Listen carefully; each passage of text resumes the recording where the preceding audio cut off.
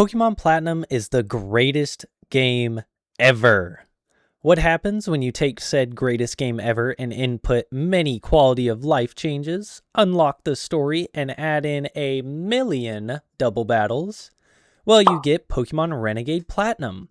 Shout out to the creator Drayano because he really cooked with this one. His links are in the description along with the rules. This has the craziest ending, so be sure to stay for that. Starting our journey, and it's snowing.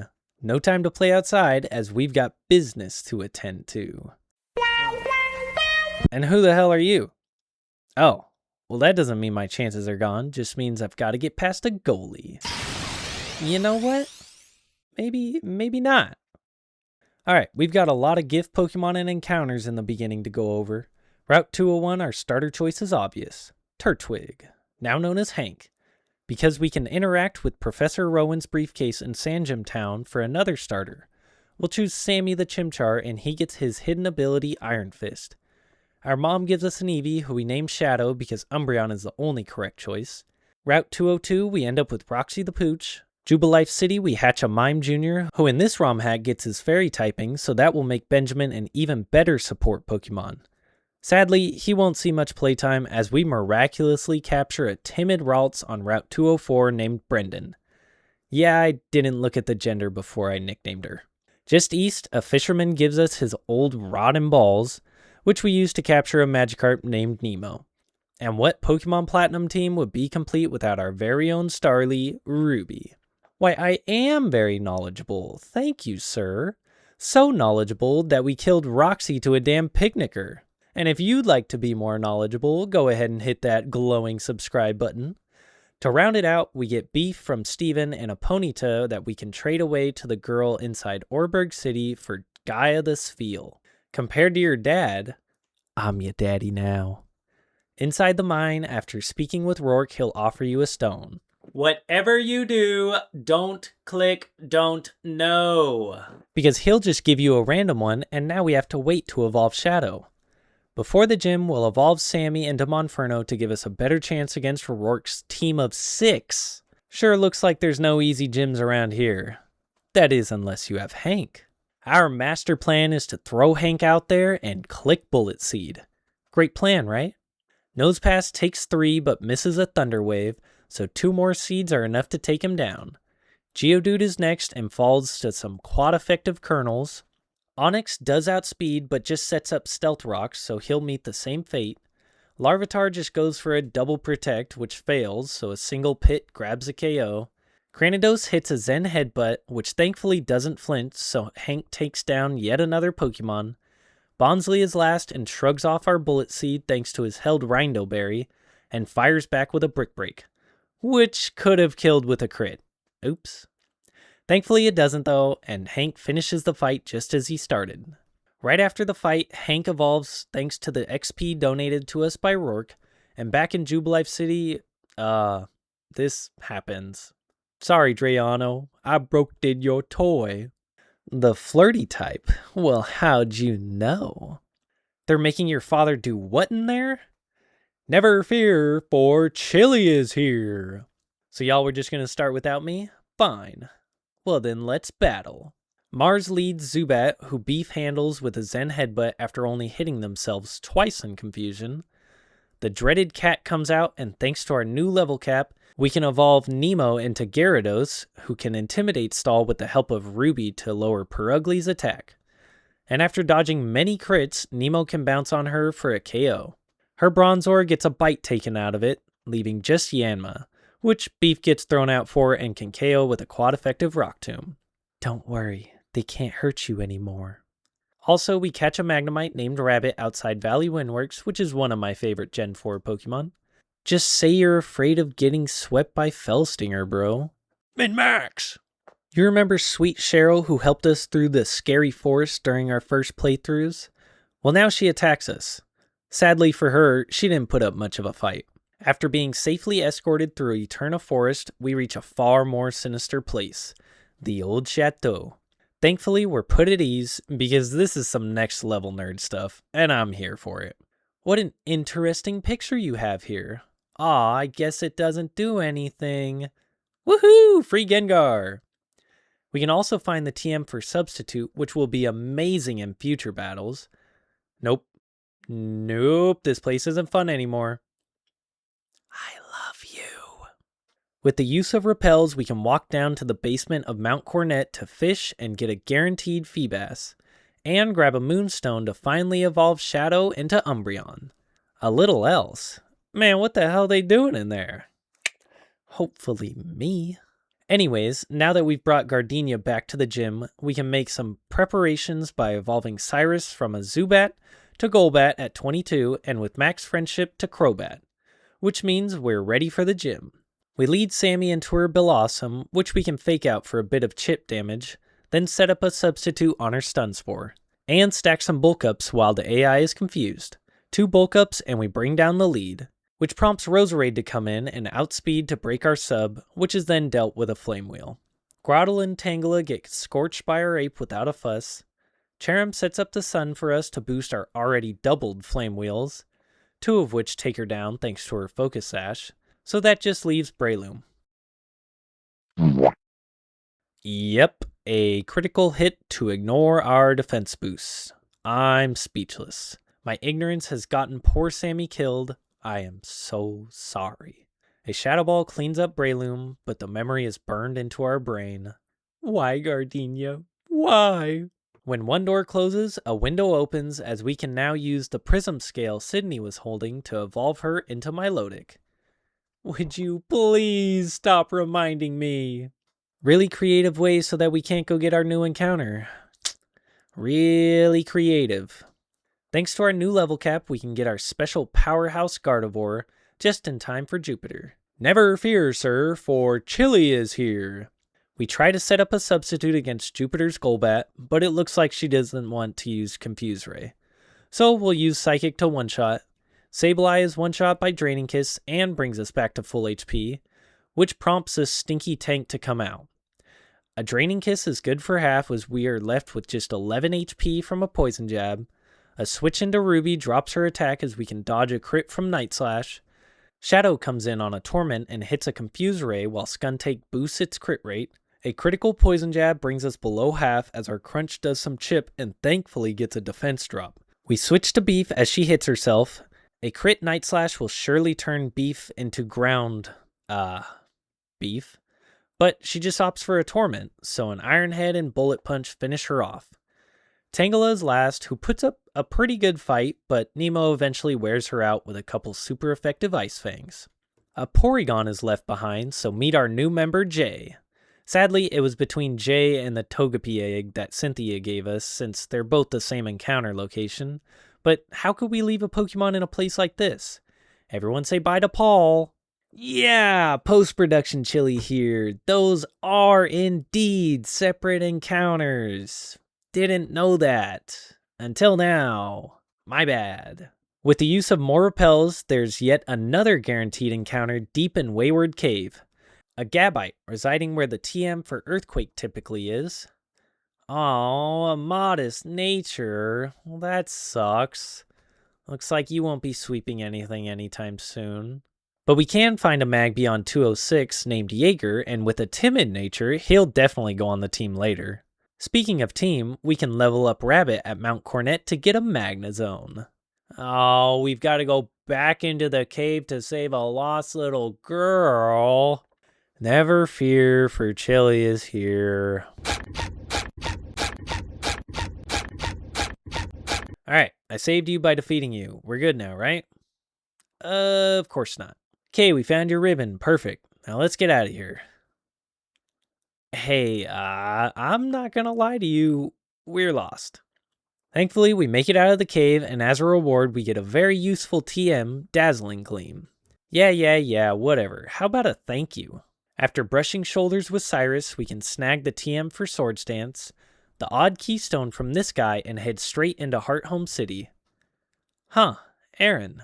I thought we only speak to Flint, and that's not until, like, Volkner. Oh, no. Oh, no. No, please let me go. With zero preparation for this battle, we are challenged. A T-Wave from Rabbit paralyzes Dustox, and with some careful maneuvering, Hank comes out to set up Stealth Rocks. Then Brendan comes out and uses Substitute to try and have some advantage. Thankfully, Dustox gets paralyzed and we can KO with Psychic. We learn Calm Mind at level up, so we'll set one up as Venomoth breaks our Substitute with a super effective Sludge Bomb. We try for another Substitute in hopes that he'll use Sleep Powder, but that doesn't work, so we kill with Psychic next turn, which brings out Caesar, who forces us to switch to Nemo for an Intimidate on his Bullet Punch. We use Bounce hoping to dodge an attack, but instead he uses Swords Dance to boost his attack. Not good. Our Bounce brings him to half and no paralysis as Ironhead drops us to just above half. Aquatail brings him to a sliver and same to us from X-Scissor. Aaron heals so we get a safe switch to Rabbit and can paralyze him the following turn after taking a good chunk of damage. A switch to Yaris works in our favor as Caesar is paralyzed, not once, but twice, so our Shadow Ball does over half. Next turn, Aaron switches to Drapion on our Shadow Ball for minimal damage, but a special defense drop. Knowing Yaris is in danger, we switch to Hank to tank a Night Slash. A Poison Jab will KO, so we switch to our Steel-type Rabbit. Another switch to Sydney on a resisted Night Slash brings us to our last hope. If we just don't get crit... Damn. As quick as she came, she left. But that does give us a free switch into Yaris, who doesn't pick up the KO but lives on just 5 HP. So another Dazzling Gleam and this Scorpion is squished. Not wanting to be stuck with this sound any longer, we swap to Brendan, who can finish off Beautifly with a Psychic. Unless, of course, we Fat Finger Calm Mind instead and... Ah! Nemo comes in and we're pissed. So pissed that I didn't realize Beautifly outsped and could have killed if Air Slash didn't miss. Thank God it did, because 3 heavy hitters lost in one measly battle would have been devastating. With one more Aquatail, we defeat Aaron and his filthy bugs. I'm so sorry. It wasn't my fault, it was his. Well, kind of my fault. Really could use another fairy type right about now. Instead, we go back to Orberg and get Colton the rock-headed Aerodactyl from the Mining Museum. Please stop bringing up Togepi. We don't need to hear it. Thankfully, we do have another fairy type in the form of Mr. Mime, who will be our win condition in this battle against Gym Leader Fantina.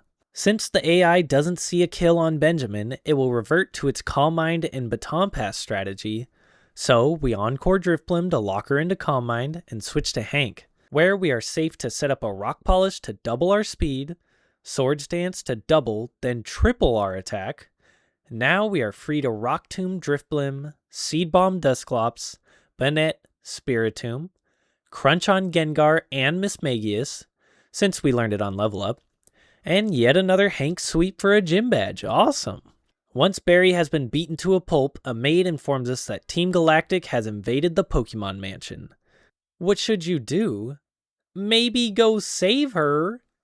Bro, what is up with y'all and letting your Pokemon run rampant? The Grunts have been defeated and General Happiny has launched a counterattack. Hey, where'd you send that guy? Now for our first double battle with Barry. Without the TM for Protect, I really don't see a good outcome for this.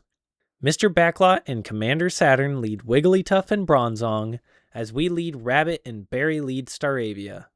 We both opt to lead passively as Rabbit sets up a light screen, Staravia double teams, Wigglytuff hits the bird hard with the Thunderbolt, but thanks to our light screen is able to survive. Endeavor drops Bronzong down to a third, T-Wave paralyzes them, Thunderbolt finishes Staravia, and a Zen Headbutt chips us a bit. Monferno finishes off Bronzong. We hit Wigglytuff hard with Flash Cannon as she lands a Sing on Monferno. Octillery is next for its matchup into Monferno, but the ace up our sleeve is revealed as we commit a triple homicide with Discharge clearing the whole field. Toxicroak, Raichu, and Heracross replace the Fallen, and fearing a Drain Punch, we swap to Nemo for an Intimidate. It was mildly useless though, since they both fake out against Heracross. Knowing a quad-effective Thunderbolt is incoming, we can swap to Hank to render it futile. Toxicroak hits a Poison Jab on Heracross to below half, as Heracross does the same with Brick Break on Raichu. Swapping back to Nemo to further reduce Toxicroak's attack, Raichu is switched for Espeon and Heracross lives another Poison Jab, and then sends off one more Brick Break for a quarter. Some more swapping around to keep our Pokemon alive and make Berry actually do something leaves us with just Raichu and Toxicroak with the lowest attack possible left. You know what that means. It's time to obtain yet another triple homicide with Rabbit. Well, right after we all hit ourselves in confusion. Now we pick up another triple homicide to save the Pokemon Mansion. Our reward for doing so is getting another chance to catch the Togepi that we released. Instead, we get Chloe, who is the greatest special wall in the game, so actually, you know what, we're happy. With the use of an Oval Stone and Max Happiness, Chloe can evolve into her final form, Cloestrol. Ruby also gets to her final phase. It's not a phase, Mom. The new daycare is quite possibly the best addition to this ROM hack. Being able to grind EVs at will is the most convenient quality of life change I have ever experienced. Plus, there's an option for XP to level up our Pokemon fast. I mean, just look at that attack gain. Mwah! Bro, please, Aaron already left us scarred. Please, just leave us alone. Oh. Well, that was nice of you. 3 wishes. What am I, a genie? Sorry, Jirachi, we ain't doing all that. Still sold out of Rage candy bars. 17 years we've been waiting. 17. There's no problem. We're just here to enjoy the show, big boy. Hey, there's Bertha. Don't you have jobs? Like, go sit and wait for us. We'll be there soon.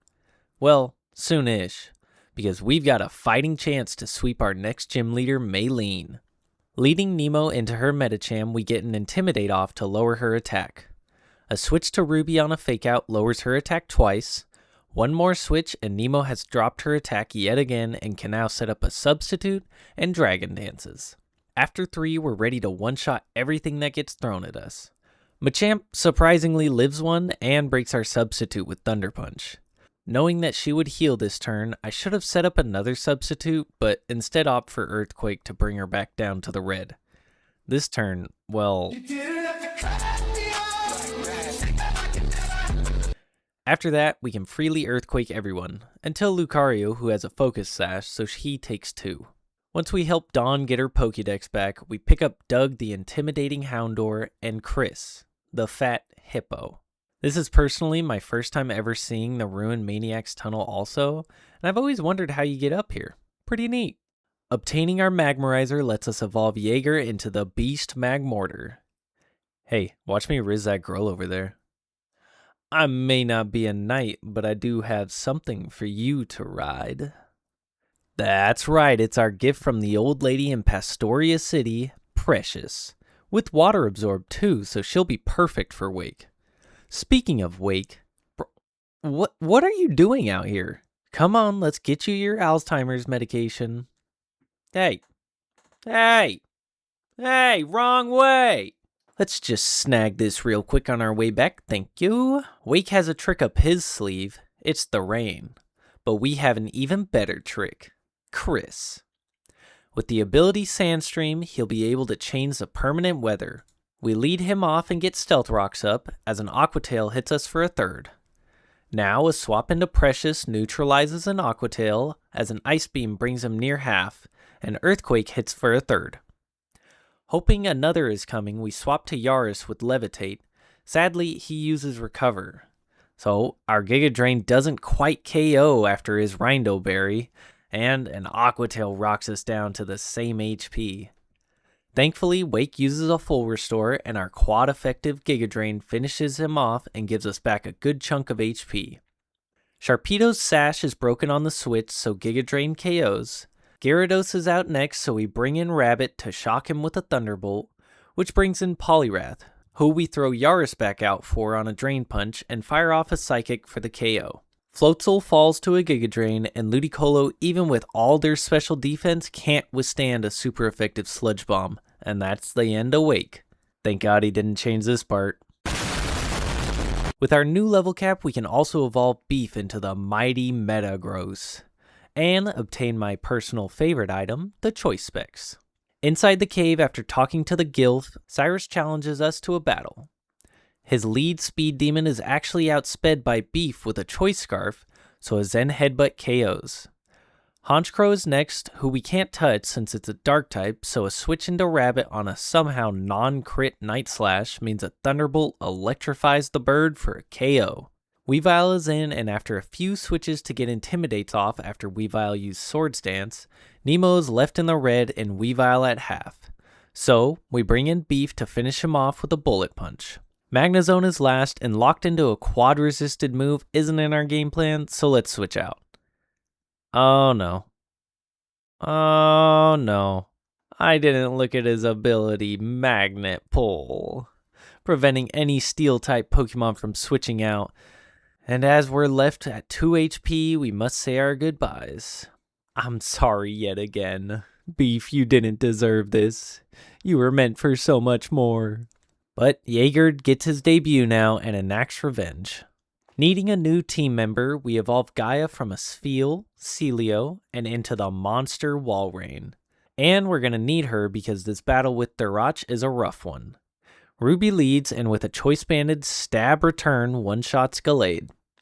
Empoleon forces us to switch into Gaia, who soaks up an Ice Beam for pitiful damage, and encores Empoleon into Flash Cannon, which gives us a safe switch into Rabbit, who two-shots with Thunderbolt, and gets back to full with the help of leftovers. Entei is next, so a swap into Gaia is required, tanking a Sacred Fire well, but does get burned. Next turn, Entei misses Stone Edge so we can fire off a Surf to bring him down to red. A full restore and another Surf later, and as much as I hate to say it, Gaia can't get out of the way of this Stone Edge and falls. Ruby comes back in and gets the revenge kill, and one-taps Alakazam when he comes in. We must switch when Metagross comes in, so a swap to Jaeger on a Hammer Arm that brought us way lower than I expected puts us in a perfect position to scorch this metal spider. And thanks to our timid nature, we can even outspeed a Staraptor to end the battle. Bro, Caitlin, are you good? Kind of freaking me out here. Ah, perfect tea. Just what we needed to get into Canalave City. Yeah, you drink that tea up, boy. Barry's dreaded bridge fight is a cakewalk, but what isn't is Riley's new fight in Iron Island. We go ahead and evolve Doug to use him instead of Jaeger, since he was getting too close to overleveling. Ruby leads, and she just goes to town. With a held choice band, she close combats Absol, Lucario, and Ursaring before Salamence comes in and intimidates us. A swap to Nemo allows us to lower his attack, swapping again to Magnezone to get off a T-Wave the following turn for a paralysis, allows Precious to finish him off with a couple avalanches.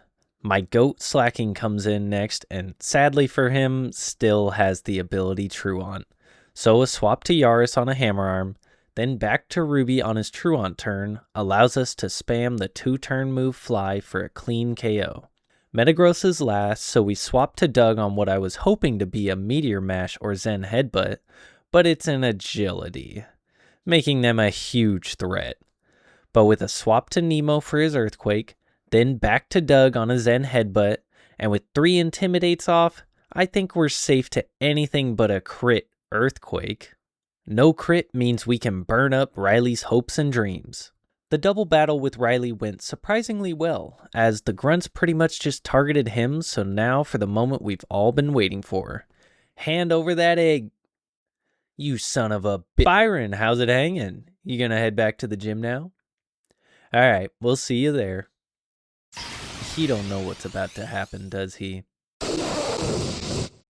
We lead Colton against his Bronzong, who taunts him, forcing Bronzong to only be able to use his one attacking move, Gyro Ball. Next turn, we get Rocks up and are smacked low, so let's swap to Jaeger to keep him alive. Jaeger only takes a quarter and can now freely outspeed everyone with either Flamethrower or Aura Sphere in one shot. Sorry, Byron, you're just not quite up to our potential yet. You know what that means. Time to sweep Saturn. Yaris makes quick work of his Alakazam, Bronzong, Toxicroak, and Rhydon. Octillery takes 2 Giga Drains, but isn't able to make us break a sweat. Sorry, I just love the puddle sounds. Mars meets a similar fate with a Yaris partial sweep against her Crobat, Bronzong, and Yanmega. Nemo takes care of Kangaskhan, which allows Yaris to come back in and finish what he started. You know what?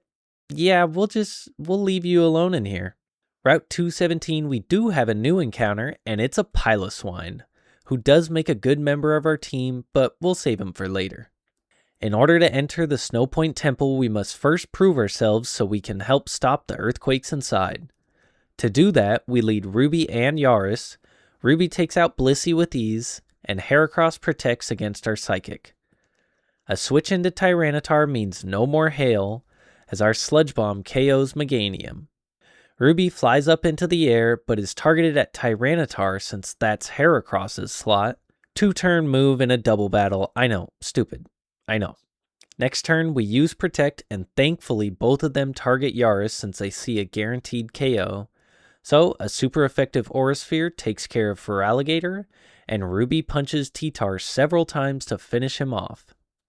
Now, a 2v1 is easily handled as Typhlosion and Heracross are KO'd. Glass Cannon Sweep, baby! This is actually my first time inside the temple, and I think you guys can tell. Thankfully, we eventually figure out the puzzle and put Regigigas back into their slumber, which now makes us worthy of challenging Candace at the gym. And she's got her Abomasnow with Snow Warning. Good thing we've got Chris again to change the weather, though. Being slower than her means our weather will come up second, therefore keeping it. We protect first turn to scout and get chip damage with sand. Next turn, we're brought all the way down to our Focus Sash, which keeps us alive at 1 HP and get our Stealth Rocks up. Another protect for chip damage, and our boy must go down here. Goodbye, Chris. Your sacrifice will not be in vain. Because now Yaris can come in and drop a Sludge Bomb to take revenge. Weavile, now without its Focus Sash, goes down to a quad-effective Aura Sphere, Frostlass a Shadow Ball, and Glaceon with Stealth Rock damage another Aura Sphere. Walrein is a little too thick, so Precious comes in on a Surf to absorb it. So we chip her down with some Surfs until we get yawned. Not wanting to deal with sleep, Rabbit comes in, but Candace reads it and yawns yet again. Another swap to Precious, and looks like we'll just have to deal with sleep on her since our Surf isn't enough to KO. And with the small recovery from Aqua Ring, Candace elects to not use a full restore and lets her Walrus go down.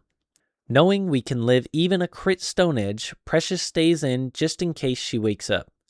Sadly, she doesn't, so that extra damage was completely pointless. A swap to Rabbit means Stone Edge is easily took, and a Choice Scarf Flash Cannon is enough to freeze her in her tracks. Clearing out the Team Galactic warehouse, we run into this poor grunt. Honestly, can you blame him? I don't think anyone knows. Once successfully infiltrated, we find this Pokemon doll in someone's bed. As long as it's not a Lopunny, I think it's okay. Confronting Cyrus and learning his true master plan, like we didn't already know, he challenges us to a battle. His lead Crobat goes down to a Thunderbolt, which thanks to our Choice Scarf helps us outspeed. Houndoom is in next, so we swap to Jaeger on what should be a Flamethrower, but it's a nasty plot instead, boosting his special attack twice. Thankfully, it's no threat as we can outspeed and KO with Aura Sphere. Weavile outspeeds and hits a crunch for half as our quad-effective Aura Sphere easily takes him out. Honchkrow could easily KO with the defense drop, so we swap into Ruby for an Intimidate, and wow, that was close. I don't think I would have ever heard the last of that. Fortunately, we can fire off our own critical hit the next turn for the KO. Don't worry, sweetie, I wasn't going to let you die. A swap to Hank on a Signal Beam is not what we were expecting, but knowing no electric move will be used, Nemo comes in safely and shakes Cyrus's world. The fight with Saturn was pretty boring, just essentially a repeat of Maylene with Nemo Dragon Dances. With him defeated, we can now release our spirit friends to go help save the world. That hole. Yep, it's pretty nice. Now for the worst double battle in all of history. Mars, Jupiter, and Barry. Honestly, this usually feels like a 3v1, so everyone keep your expectations low. We lead Dolly, the modest girl, and considering both Mars and Jupiter have 6 Pokemon each, we set up Stealth Rocks. Barry's Staraptor is brought to the red after tanking a Brave Bird and firing off one of his own. Staraptor then falls to another Valiant Bird, and we hit Crobat with Rock Climb for solid damage. Electivire then is redirected into us for a cross chop that does a quarter. The big boy comes out for Barry, and a switch to Gastrodon soaks up our rock climb and Barry's Zen headbutt while Electivire misses cross chop. Dolly's surf, yes, Garchomp can swim. Crazy, right? Does a little to everyone. Cross chop destroys Snorlax, and a quad effective Ice Beam leaves us with just a sliver. Not wanting to switch anyone in on what would likely be both Pokemon attacking them, we hope for a Rock Slide flinch, and we don't even hit Electivire. So Cross Chop connects, and Dolly will have to cheer us on from the grave. Thankfully, Breloom KOs Gastrodon with Bullet Seed. We send Ruby out for an Intimidate, then immediately switch to Rabbit to avoid a super effective Thunder Punch. Breloom is hit with a quad effective Brave Bird but hangs on with its Focus Sash, as Crobat dies to recoil. Electivire's ineffective Thunder Punch does a pitiful amount of damage to Rabbit, swapping to Nemo to help with another Intimidate, but Barry actually KOs Electivire, and then falls to a Psychic. With both Bronzongs out, now is a perfect time to give Nemo some boosts with the Dragon Dance. Which is perfect because Infernape KOs one of them with Flare Blitz, then baits out Earthquake from the other, so we stay untouched.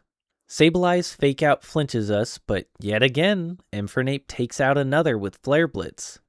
Yanmega comes in and, ooh, those rocks feel good. Which allows a Thunder Punch to KO and baits Sableye to KO with Zen Headbutt into Infernape. And honestly, Nemo's having the most relaxing double battle ever. Perugly Fake Outs Azumarill as we protect against a Shadow Claw. So a Waterfall into the Cat and a Play Rough into the Ghost means the field is cleared. One more turn of Protect to sacrifice Azumarill because why not? Lets us Earthquake everyone to KO Skuntank and bring Kangaskhan low enough for Heracross to finish the job. Which leaves just Tangrowth. So a switch into Doug and a Mega Horn that actually hits brings Tangrowth to 1 HP. So we light that pile of leaves on fire. Good job, Barry, you actually carried your weight this time. With Cyrus opening a portal into the Distortion World, we're forced inside to take care of business. Oh, I feel something, Cynthia. I feel something. Inverted waterfall, baby! Wait a minute. Whose power? I'm just kidding. We're not even worried because we've got a trick up our sleeve. Giving Benjamin our Choice Band, we can trick Dialga into Earth Power as a Protect from Rabbit nullifies both attacks. A swap into Levitate Yaris makes the next double into also useless, and gives us a free turn to set up Light Screen so we don't have to worry about Palkia's other moves. Sludge Bomb does half and gets a poison. Benjamin gets a Nasty Plot off, and Hydro Pump hits for a third. Giga Drain and Psychic finish off Palkia, and Earth Power does a smidge. Nemo comes in, and now with both our Pokemon being immune to ground, we can finish this legendary battle with the ease of cheese. Time for the real battle now, and without any time to prepare, we're up against the might of Team Galactic. Thankfully, we at least get healed, so Benjamin leads, and for a good reason.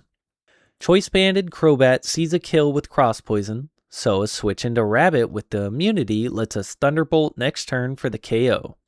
Houndoom is back, and remember how last time he used Nasty Plot instead of damaging?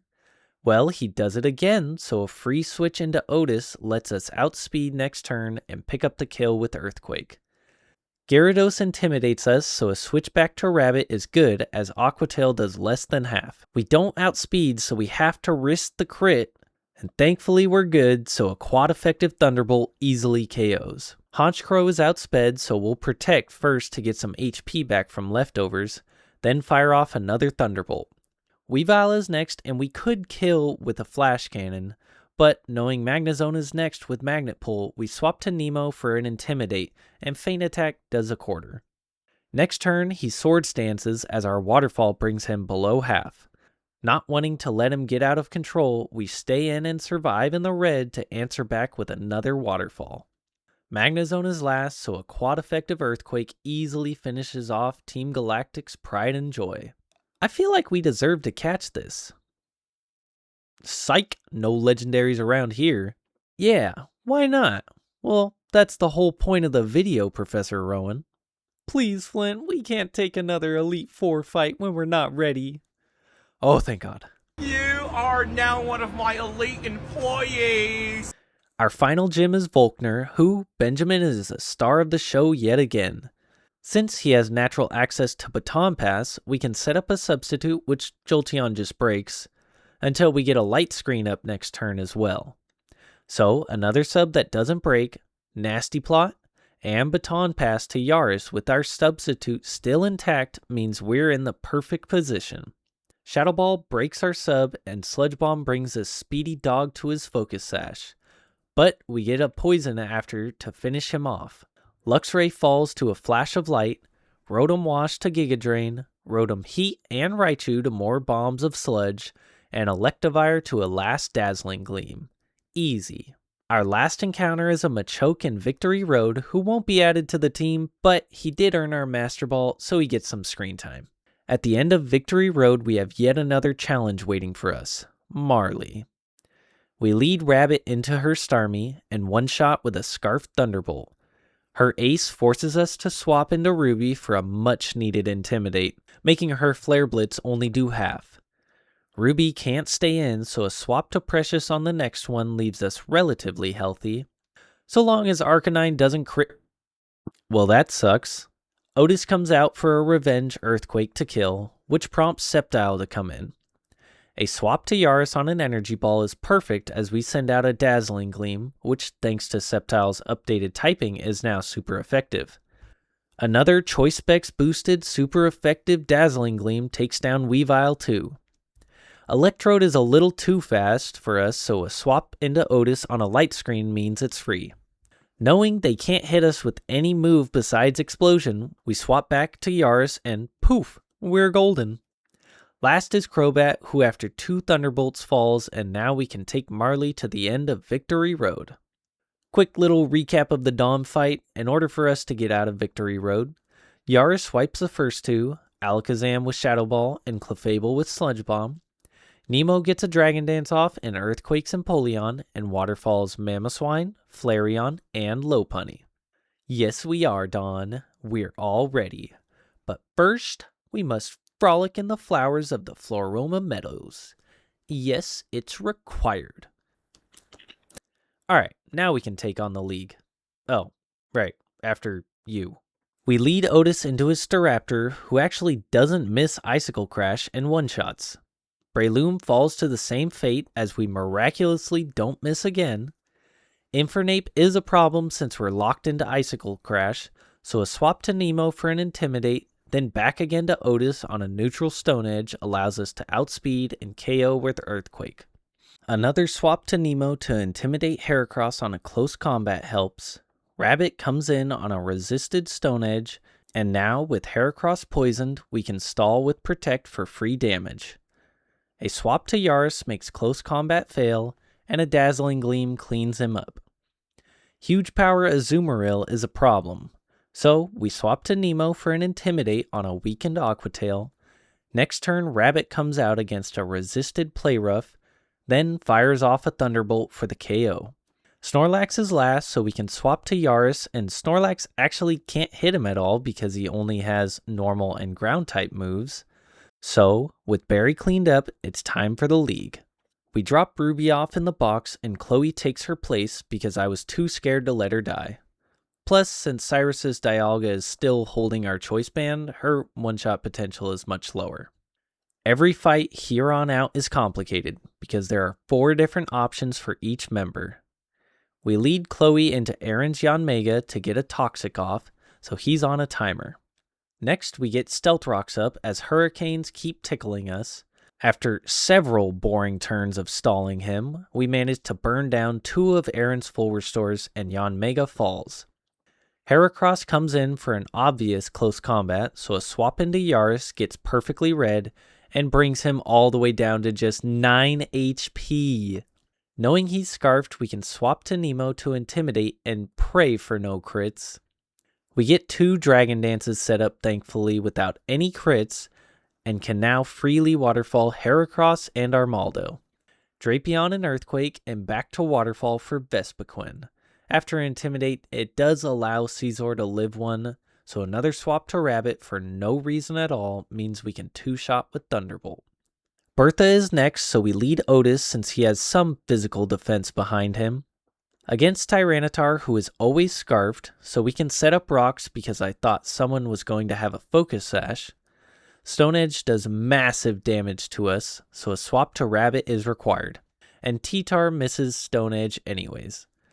Stone Edge does a quarter and Flash Cannon half, repeating the same cycle next turn, but we get a low roll, so Bertha uses a full restore the following turn. Finally, we get 2 high rolls and can bring down Godzilla. Swampert is next on an obvious Earthquake, so Nemo comes out to drop his attack. We'll set up 3 Dragon Dances since Aquatail does next to nothing to us and can now sweep with Waterfall. Swampert falls to one, Rhyperior to another, Mamoswine even with her held Passo Berry, Dugtrio to what?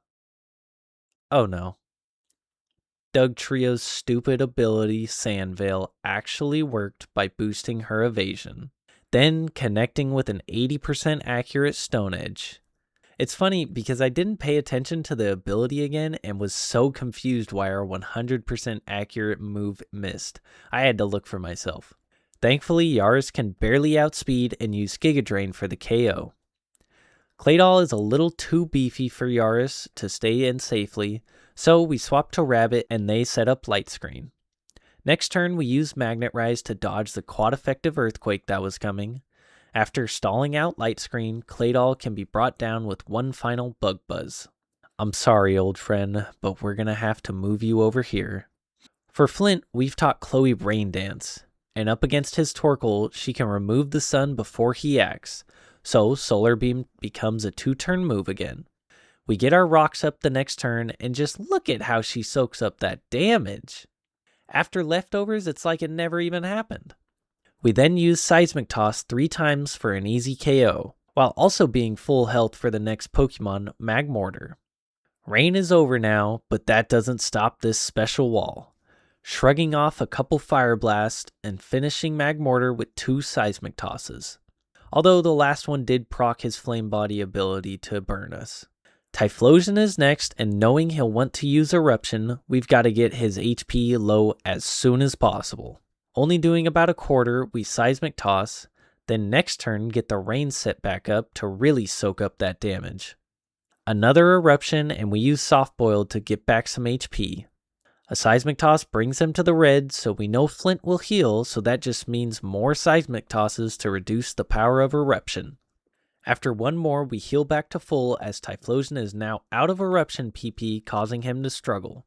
So a few more turns of healing while he takes recoil and Typhlosion kills himself. Arcanine, being Flint's only physical attacker, means Jaeger has to come in to tank a Flare Blitz, who does reasonably well considering rocks got jabbed into him. We do outspeed here and have a chance to KO, so we test our luck. Arcanine uses E-Speed and we live on just 6 HP. And our Thunderbolt leaves him on just a sliver too. So a swap into Yaris on the E-Speed lets us outspeed next turn and KO.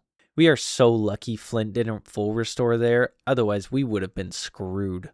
Houndoom is out, so figuring he'll use Dark Pulse, we swap to Otis who can tank it, then outspeed next turn to KO. But of course he doesn't. A Fire Blast connects and... No way! I threw the focus ban on just because I didn't even know why. That 10% chance just saved the run. It was even a critical hit too. We outspeed next turn and can Earthquake for the KO. Drifblim is last, and not wanting to push our luck, we swap to Rabbit who gets burned by Will-O-Wisp on the switch, and Thunderbolt is weakened by Drifblim's Wakan Berry, so he lives. But after a full restore and no berry to stop Rabbit's power, a Thunderbolt finishes the job. Up next is Lucian, the last Elite Four member. He also claims the spot as the easiest.